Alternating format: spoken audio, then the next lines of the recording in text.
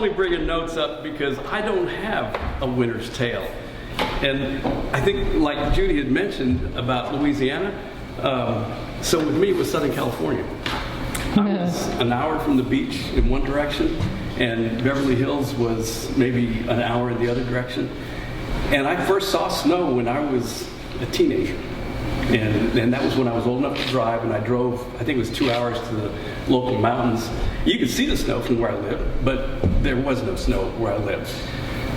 But the reason that I got up here was because there was a reason for me to have, in a sense, a winter tale, although it wasn't mine. And it had to do with my attending the private high school in Los Angeles that I managed to get into, which was run by priests from the Jesuit branch. Tough, hard. They were like the Rangers or the SEALs of the Catholic faith.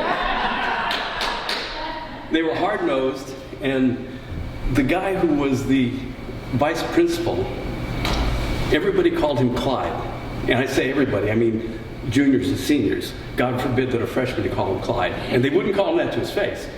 But he was called Clyde because his last name was McFadden. And there apparently, this is before my time, there apparently was a rock and roll singer by the name of Clyde McFadder. And so the juniors and seniors started calling him Clyde, but never to his face. He was a hard ass. There was no way around it. And he was very, very much a disciplinarian. That was his job, really. And when I was in sophomore year, I probably shouldn't say this, but by sophomore year they had segregated or divided the groups of students into what they called the Greek students versus the Latin students. And if you were a Latin student, you know, thanks for coming and giving your money, but yeah. So I was in the Latin student group. And with the last name starting with A, I sat right by the front door, and above the front door was a speaker. And that's where they would make announcements. I didn't realize it at the time, but that speaker also had a microphone in it. And they could hear what was going on in class. On this particular day, and by the way, this was toward the end of the class, or the end of the semester, so we're looking at summer. And summer in Los Angeles, we're 80, 90 degrees, no air conditioning, of course. We had a teacher apparently who was absent for some reason. And the seniors, members of the senior class, were sometimes called to proctor, basically babysit those of us in the lower classes. And so we had a senior in the room. And apparently our class was, not made up of the geniuses, but we had a lot of wisecrackers. We had a lot of wiseacres in class. And we were making apparently more noise than what should be tolerated in a Catholic school in sophomore year.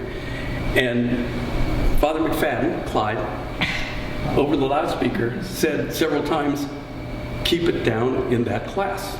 And again, I didn't realize that this was a two-way deal. Well, the guy behind me, Charles Bannon, I'll never forget him, he was poking or prodding or doing something to me, and I turned around and said something to him that could be heard on the speaker. And the only thing that we heard was, "Send that man down to my office." Well, I was that man, and the senior, who was the proctor, was not going to accept any excuses about the guy behind me having poked me, et cetera, et cetera. So I had to go down to the office, and of course I was deathly afraid. And I got down there, and he slammed the book on the desk, and I knew what was coming because this was his normal routine. Slammed the book on the desk, said page 163, McGee. What the heck? But I knew what it was. He intended for me to go home with this book and read on page 163 whatever it had to do with this McGee fella and memorize it. And then come back within the next day after memorizing it and recite it to him. And I don't know of anyone who ever had this. It was typically a typical sort of punishment. I don't know anyone who ever recited it properly.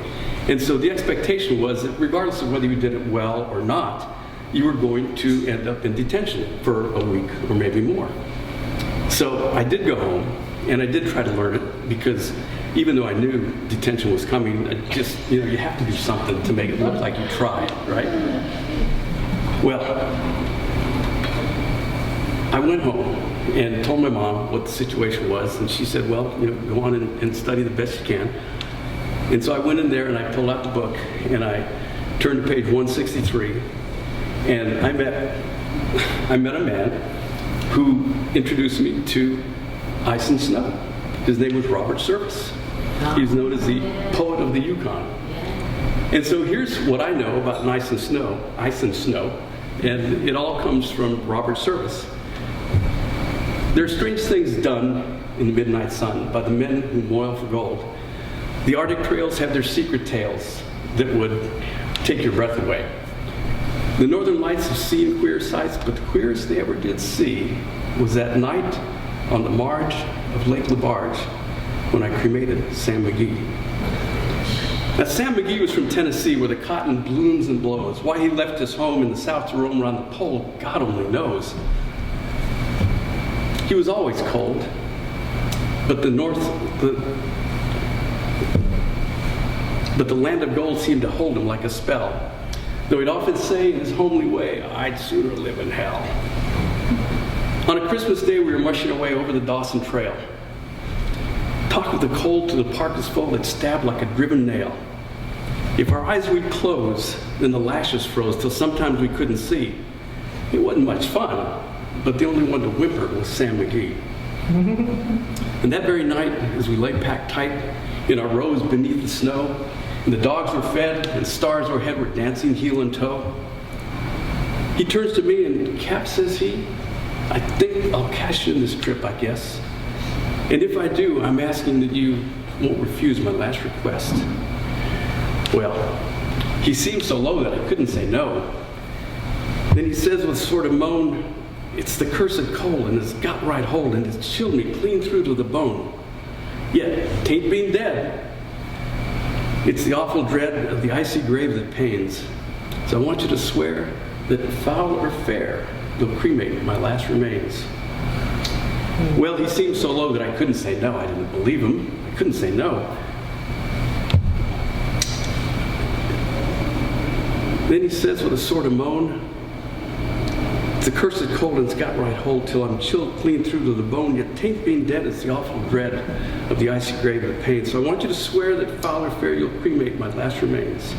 Well, a pal's last need is a thing to heed, and so I told him I would not fail. We started on at the streak of dawn. God, he looked awfully pale. He crouched in the sleigh and he raved all day about his home in Tennessee. But before nightfall, a corpse was all that remained of Sam McGee. There wasn't a breath in that land of death, and I hurried horror-driven, with a corpse half hid that I couldn't get rid because of a promise given. It was lashed to the sleigh, but it seemed to say, you may tax your brawn and brains, but you promised true, and it's up to you to cremate these last remains. Now, promise made is a debt unpaid, and the trail has its own stern code. In the days to come, though my lips were numb, oh God, how I cursed that load. In the long, long nights, by the lone firelight, while the huskies round in a ring howled out their woes to the homeless snows, oh God, how I loathed that thing. And every day, that quiet clay seemed to heavy and heavier grow. But on I went, though the dogs were spent, and the grub was getting low. The trail was bad, and I felt half mad, but I swore I would not give in. And I'd often sing to the hateful thing, and it hearkened with a grin. Till I got to the marge of Lake LaBarge, and a derelict there lay. It was jammed in the ice, and I saw in a trice it was called the Alice May. I looked at it, and I thought a bit, and I looked at my frozen chum. Then here, said I, with a sudden cry, is my crematorium. So how do I make that happen, right? Some planks I tore from the cabin floor, and I lit the boiler fire. Some coal I found that was laying around, and I heaped the fuel higher. The fire soared, and the furnace roared, such a blaze you seldom see. Then I burrowed a hole in the glowing coal, and I stuffed in Sam McGee.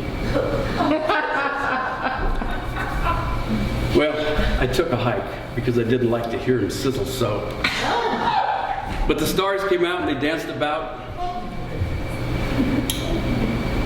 We'll go back just a bit.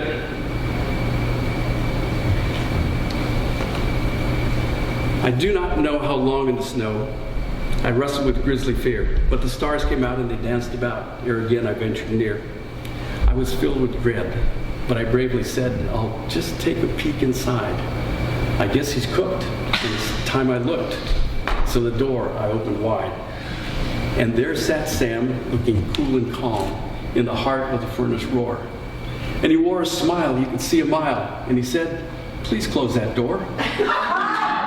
It's fine in here, but I greatly fear you'll let in the cold and storm. Since I left Plum Tree down in Tennessee, it's the first time I've been warm.